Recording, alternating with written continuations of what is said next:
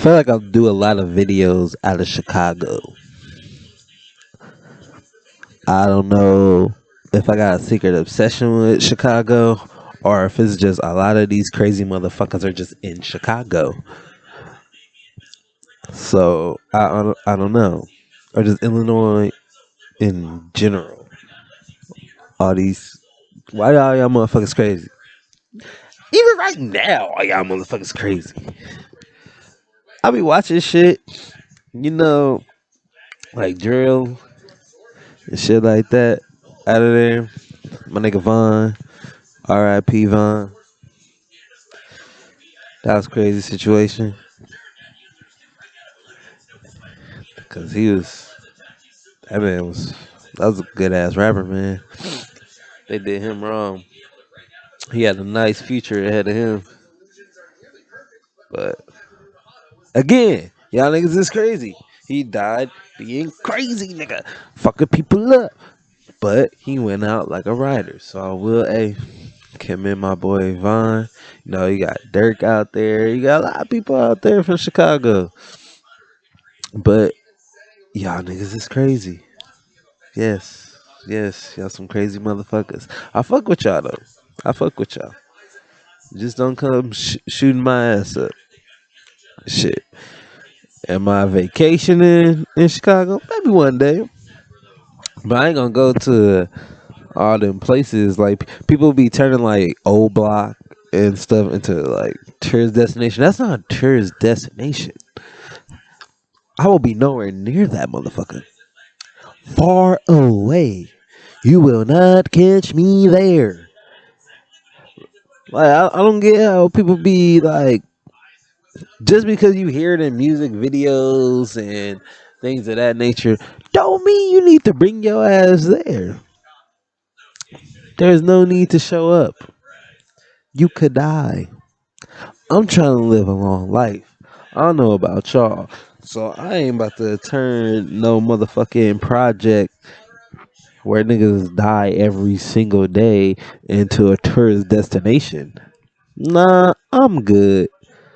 We talk about crime. We talk about true crime. I ain't trying to end up on one of my own videos. No.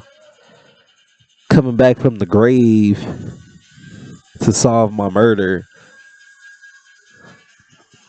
I ain't trying to be one of them people. I'm trying to live a long life. If I come back as a ghost, nigga, I'm hunting everybody. Y'all think Casper? Well, I ain't hunting everybody. Just the motherfucker that killed him. And his family. And his auntie.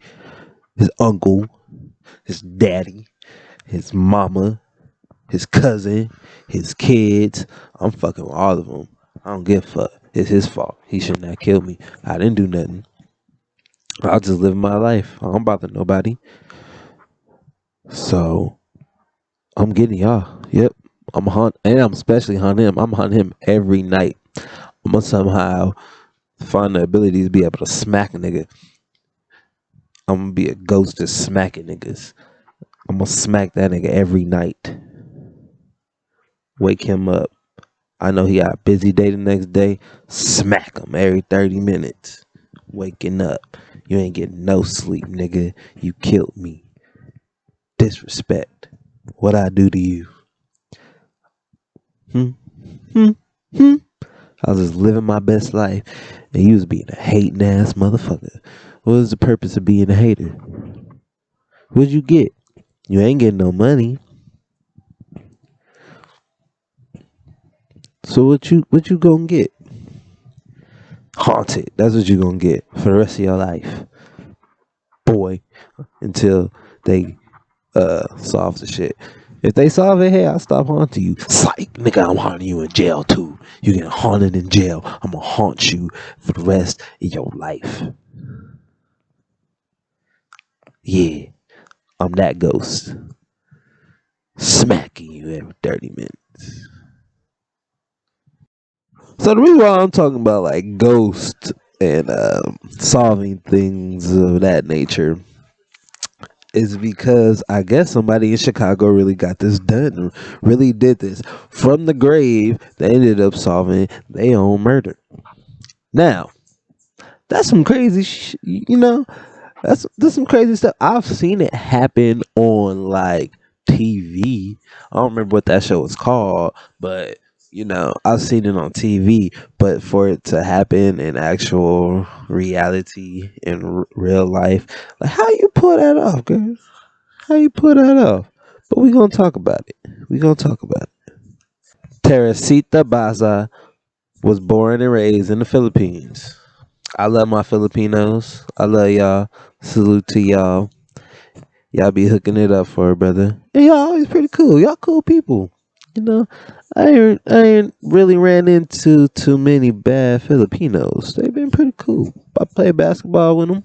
Went to high school with a lot of them. Was in classes with them. So, I was a little smart. You know, your boy was a little intelligent.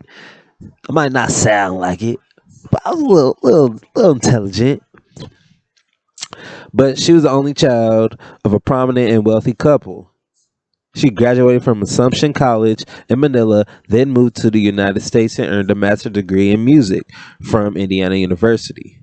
Although music was always a large part of her life, she eventually decided that she wanted to move into the medical field and become a respiratory therapist. I feel it, Sometimes you do things, you go to school for one thing, and then you just realize it's not what you wanted. It's not what you wanted to do. So I respect her for that, realizing that, hey, music might not be for me.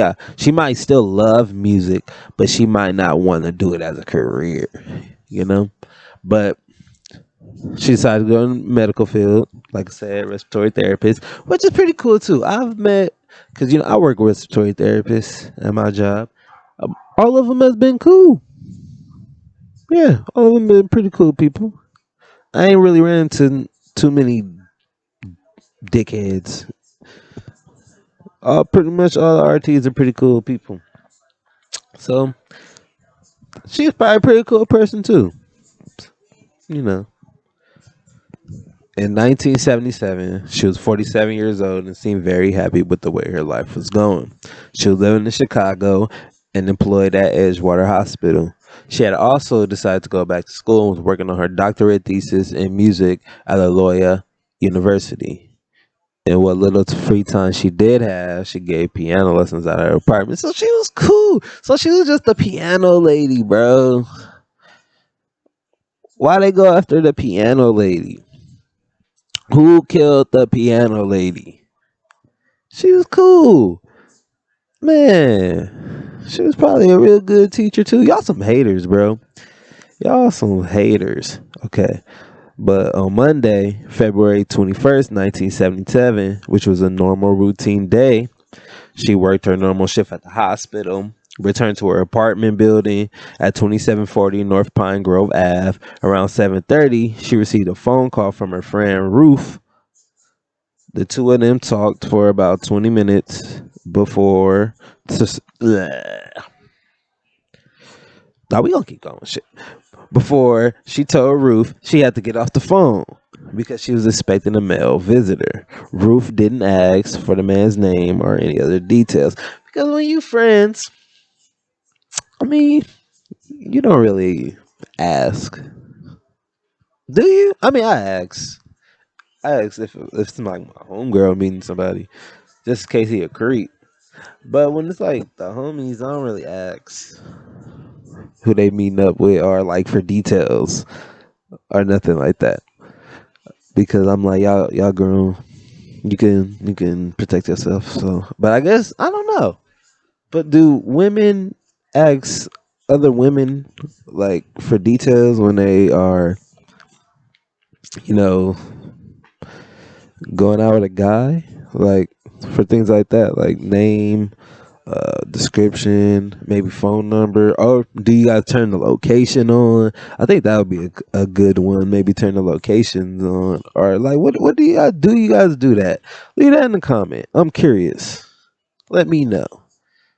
Let us know, cause I'm pretty sure it's other people curious watching this, like what the case is.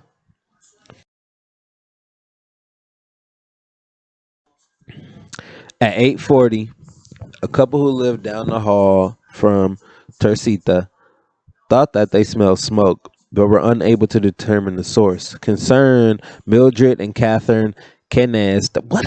Kenez? Whoa! What the name? I don't even know what that is. Like what? What is that? That's not Jewish. I know that's not Jewish, but what is it?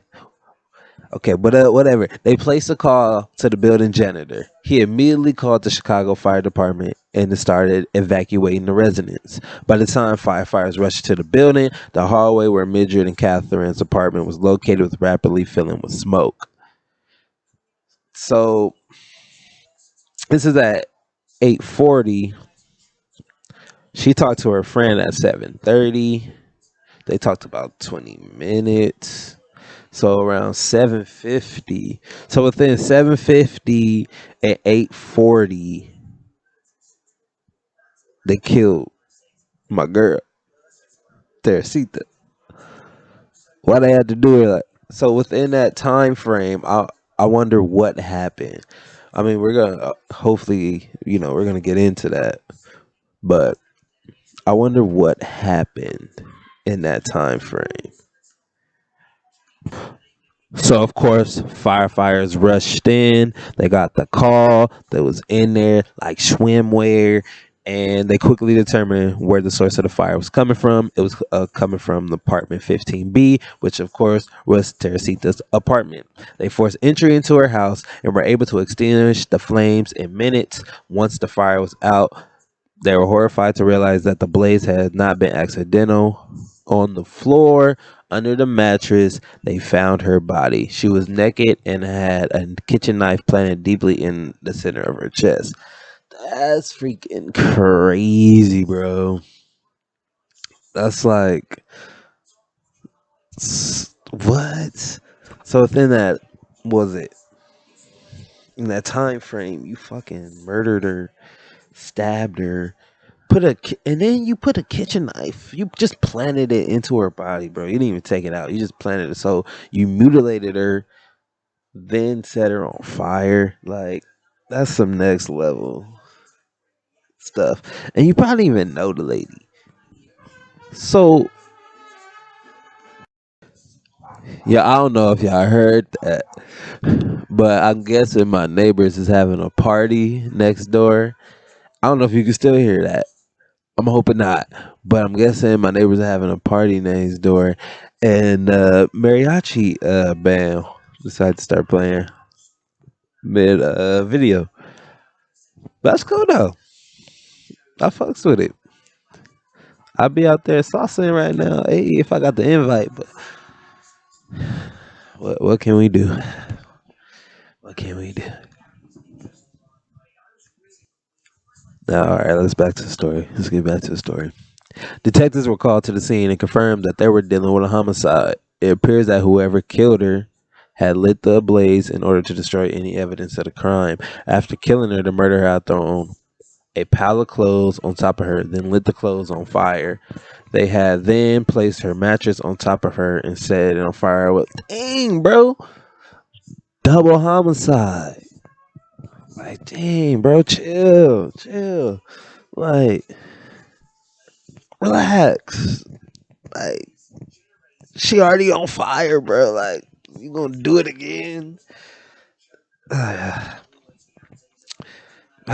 People, man.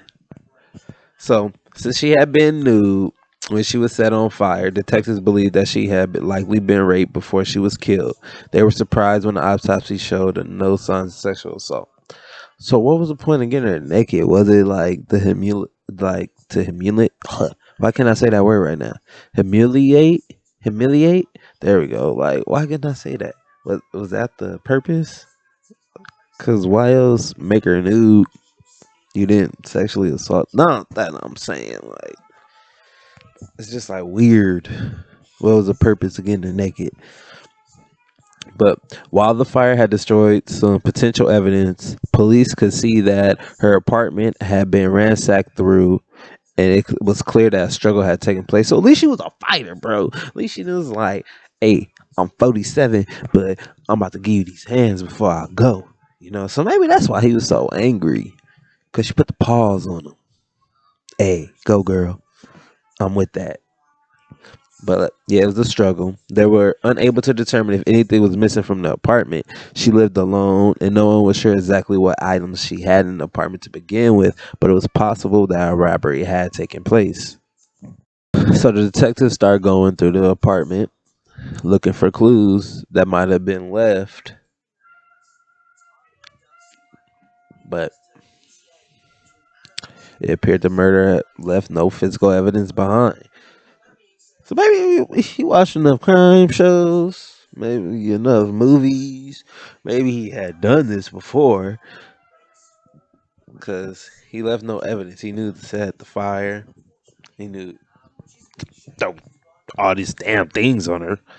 But one of the few things detectives took as evidence was a memo that she had written herself reminding her to get theater tickets for AS. So investigators had no clue who AS might be, nor how recently she had written that note. But they were very interested in locating this mystery person. Homicide detectives spent the next several weeks interviewing her friends, co-workers, neighbors, and classmates. They learned that she was a very quiet and polite woman who was very dedicated to her job and highly regarded by her patients. See, I knew she was cool, man. I would have worked with her. She would have been one of my best friends. I'm sorry that we never got that chance. I mean, we never got that chance, even if she was still alive right now. But because what is this? This is 2021, uh, and she was 47. Now I ain't trying to do the math, but you know, you know what I'm trying to say. Although she occasionally dated, she had never married and seemed content with her work at the hospital and her music studies. She had no known enemies, and those who knew her was shocked that someone who had wanted to murder her. Cause she was cool, man. Why you go for the cool lady, bro? She didn't deserve that. She didn't. You a bitch boy. Oh, bitch boy. During the course of the investigation, detectives had learned a lot about her character, but nothing that led them any closer to her killer. They made several public pleas for assistance, but received very few tips about the case and was very unable to develop any solid leads. After only a few months, the case went cold. Who is AS? Who is he? We're gonna get the writers. Who is AS? The investigation began to heat up in July 1977 when Detective Joe Scanluta, Scatchluta, that's a name too. What's up with what was up with the names in the 70s? Was everybody's name like this weird ass name, weird ass last names? Like you got a normal name Joe, and then you got a weird ass last name like that.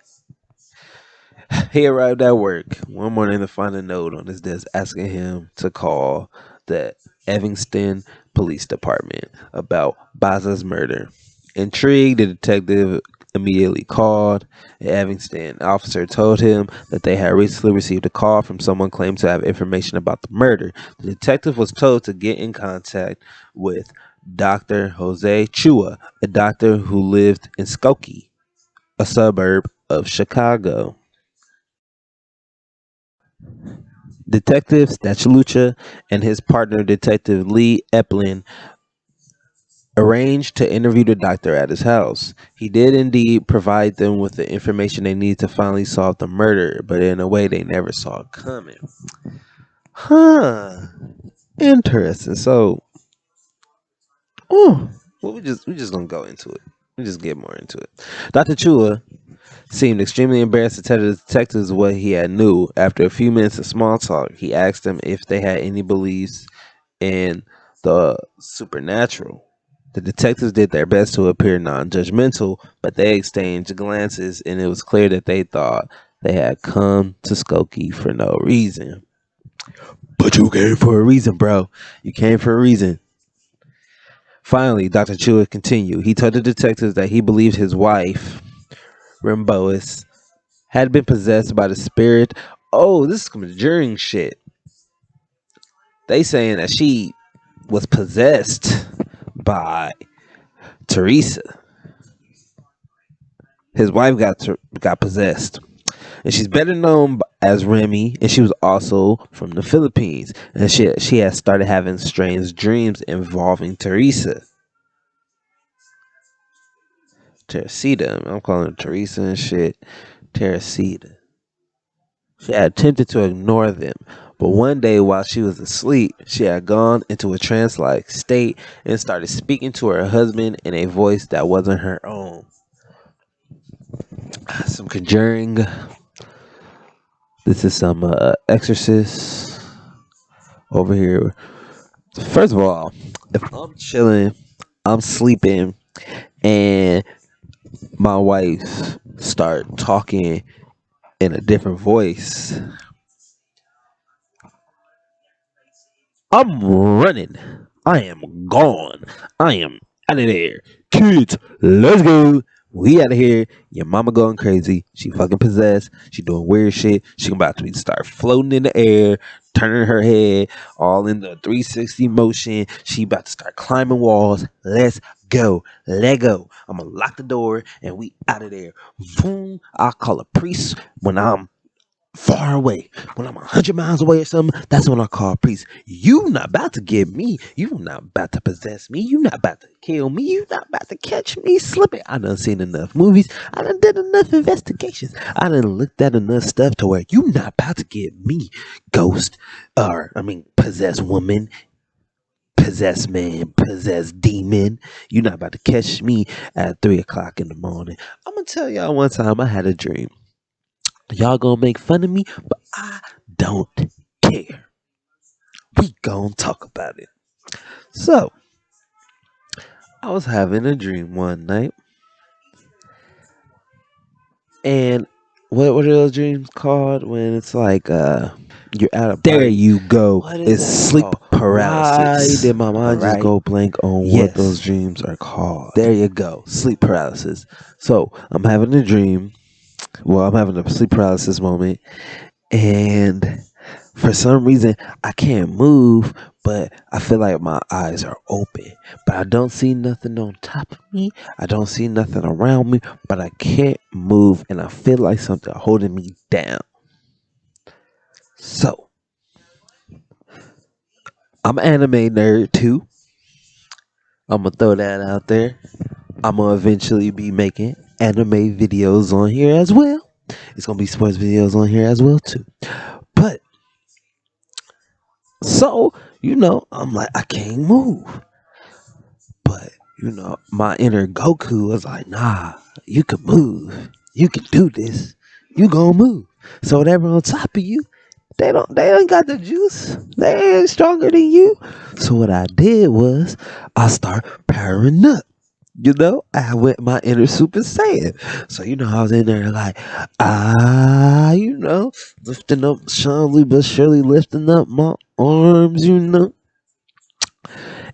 I eventually woke up once, got, lifted my arms enough, I guess you could say.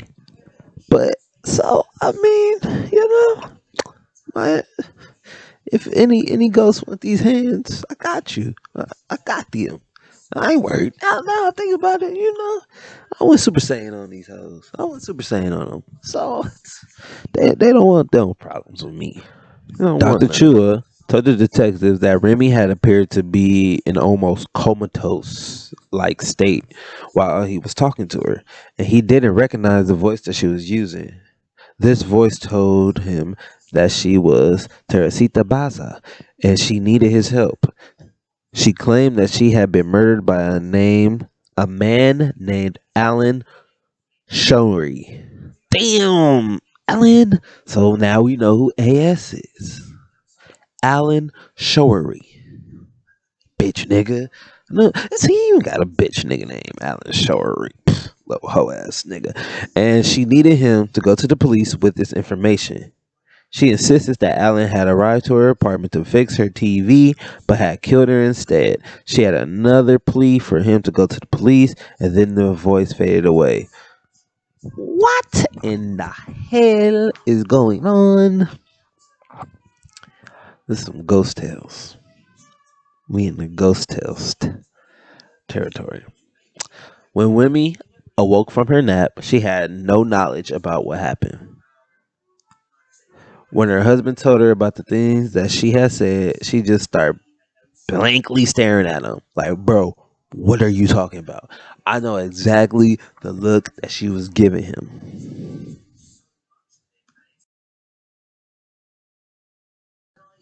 Joe was still unsure what he had just witnessed and decided not to call the police. The following week, the same thing happened. Once again, Remy was asleep and she suddenly started talking to Joe in the same voice as before. Like, bro, get your ass up, nigga. Call the cops. I just gave you this info. Gave you the 411, and you really gonna sit here and not tell the feds what's going on? I just gave you something on a silver platter. What if it was like a reward, bro? I just gave you a reward on a silver platter. Get to the cops. She was pissed. This time the voice was angry and demanded to know why Joe had not yet notified the police. Bam! Joe played along and told the voice that he was a doctor and very scientifically minded. So what, nigga? What that mean, bro? What that mean? He said he was not going to the police without any tangible proof to back up the claim that Alan Snorri was her killer. Bro, you got a whole ghost talking to you, taking over your wife. Hey, you gonna say, well, I need some concrete evidence, sir. This motherfucker has been a Karen. I'm pretty for sure he was like Karen. He was a 1970 version of Karen's. Cause who gonna tell a ghost that? I'm gonna be like, you know what, ghosty? I got you. I'm about to go to. They might look at me like I'm crazy, but you coming to me for whatever reason. So I'm gonna tell him. You give me some evidence eventually, though. But I'm gonna tell him. That's what I would have did.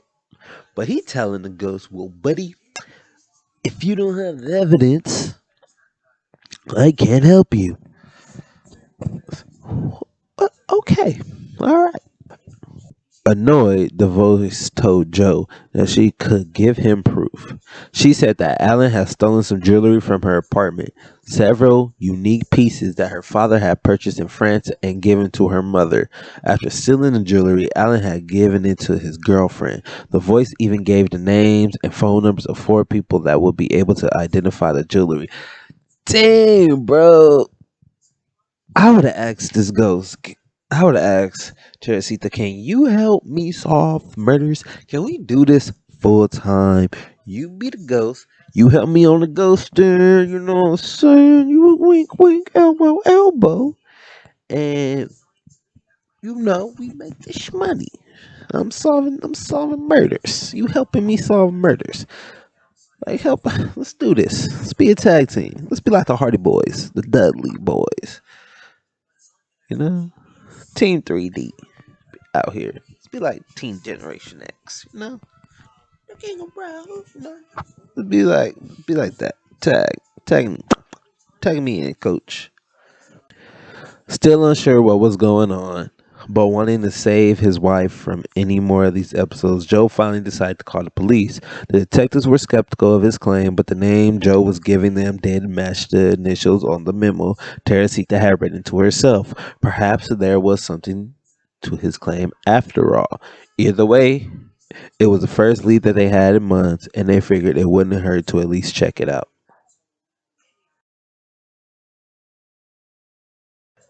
After running a background check on Allen, they were surprised to learn that he lived near Teresita and was also employed at Edgewater Hospital in a different department. After speaking with a few of Allen's coworkers, they were taken aback when each one of them recalled that Allen had indeed mentioned fixing Teresita's television for her. The detective decided it was time to pay Allen a visit. Gotcha, bitch. We know what you did last summer, bitch. I don't even remember if the story take place during the summer. It might not, but we got you, bitch. Haha, bitch. They dropped by his apartment unannounced and found both Alan and his girlfriend, Yaka Kamaluk, At home, after exchanging pleasantries. Oh my God, what is wrong with my reading today? They asked Alan if he would be willing to go down to the police station with them. They told him they were investigating the murder of Teresita and they were hoping he would be able to help them. Alan agreed. During their interview with Alan, he initially decided that he was going to decline everything. He said he was never there, never went, didn't show up, even though they had all the evidence that said otherwise. Everybody knew he was going. He told people he was there fixing her TV or fixed her TV, bro. You already snitched on yourself. When they confronted him with the fact that other people had overheard them saying that he was going there to fix the TV, he changed the story. He admitted he had gone to her apartment, but said once he got there, he realized he didn't have the tool that he needed. He left telling Teresita that he would have to do it another time. Lied. Yeah, well, you know what you did? You went and killed her and stabbed her in the chest with a goddamn kitchen knife like you was goddamn Michael Myers, bro. We know what you did.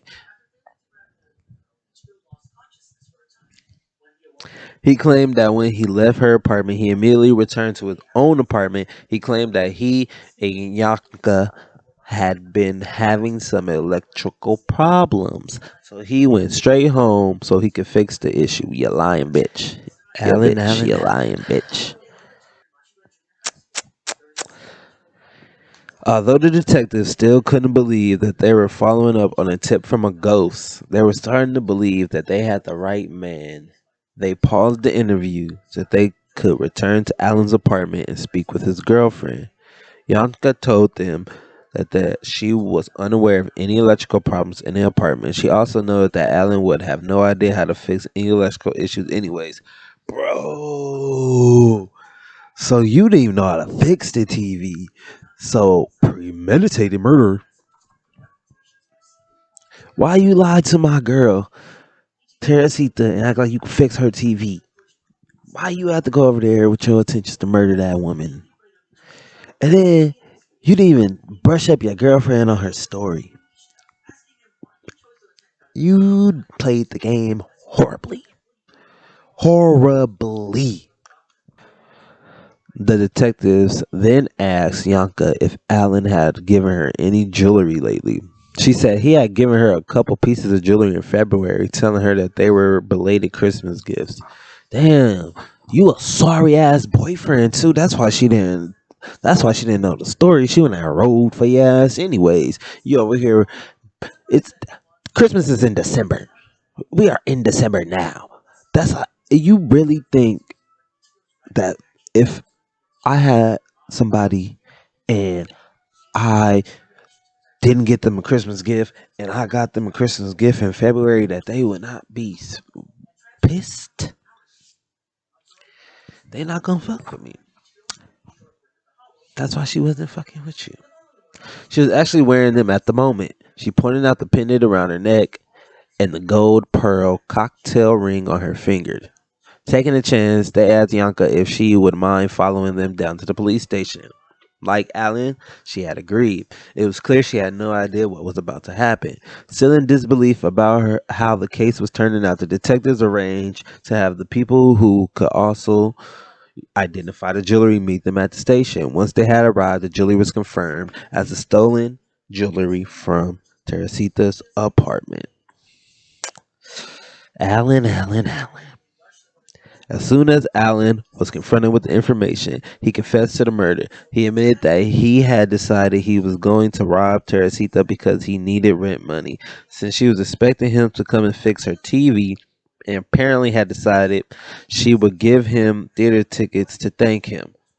So the lady was a sweetheart, bro. She got you theater tickets to thank you, bro. And you was going there to rob her. She had all the attention. She was such a sweet lady, and you murked her. She let him into her apartment willingly. As soon as she turned around, Allen attacked. Bro, 2 seconds in, he told the detectives that he had stripped her clothes off to make it look like she had been sexually assaulted, and he stabbed her once in the chest. His plan to get enough money to pay his rent failed, though. He was only able to find $30. He grabbed some jewelry to make it worthwhile, then started the fire to cover up his crime, you motherfucker. Allen was arrested and charged with murder. Going to jail, bitch. Prisoner 24601 arriving. The case went on trial on January 21st, 1979, but ended up in a hung jury 4 weeks later. While he was in prison awaiting retrial, Allen had a change of heart and decided to plead guilty in exchange for a sentence reduction. He was given 14 years for murder, 4 years for robbery, and 4 years for arson. Many people whispered that he had made the decision to plead guilty after Teresita's ghost visited him in prison. Bam! I would have been doing the same thing. But the most likely explanation for his change of heart was the fact that his lawyer told him it would be best if he took that deal. In this end, he served only 5 years before he was released from prison on parole. What? The 70s was a wild time, bro. You telling me you could go kill somebody, literally in cold blood, you attack them, stab them in the chest, murder them, and you get 5 years for huh? What? He got sentenced. Let's read this again. 14 years for murder, 4 years for robbery. That's 18. 4 years for arson. That's 22 years. He served 5 and got out on parole.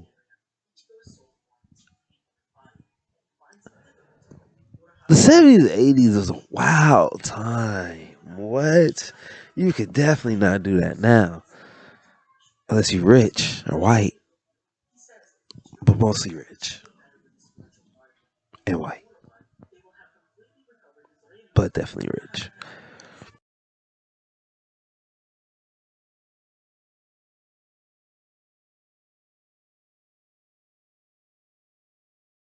Move this man!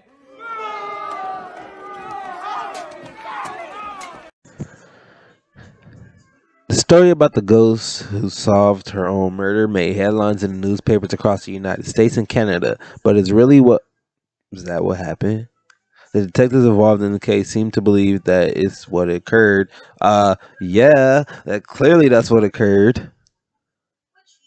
Although they were usually skeptical of the paranormal, they told reporters that they had no other explanation in the case. Perhaps they didn't look hard enough. It turned out that Remy and Teresita were not complete strangers. Remy was also a respiratory therapist at Edgewater Hospital at one point. Although they had never worked on the same shift, they met each other at orientation. Remy did work with Alan, and some people claim she had been afraid of him. So Alan was probably like a weird stalker nigga. But why would you let him fix your TV? Teresita. Girl. That's crazy. How did he even wiggle his way in there? She was scared of him.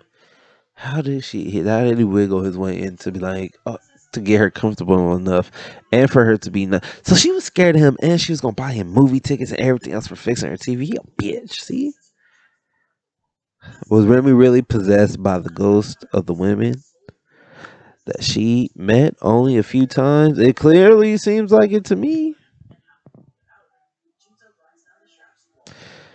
It seems more likely that she suspected Alan killed Teresita, but her fear of him preventing her from going directly to the police with this information. So she made up the claim that Teresita's ghost as a way to tip off the police without anyone thinking it was coming from her.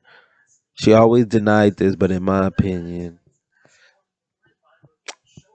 I don't think that's what happened. I believe in paranormal shit. I'm gonna be real honest with y'all. So I'm on the paranormal side. Team paranormal. That's what happened. I don't care what nobody says.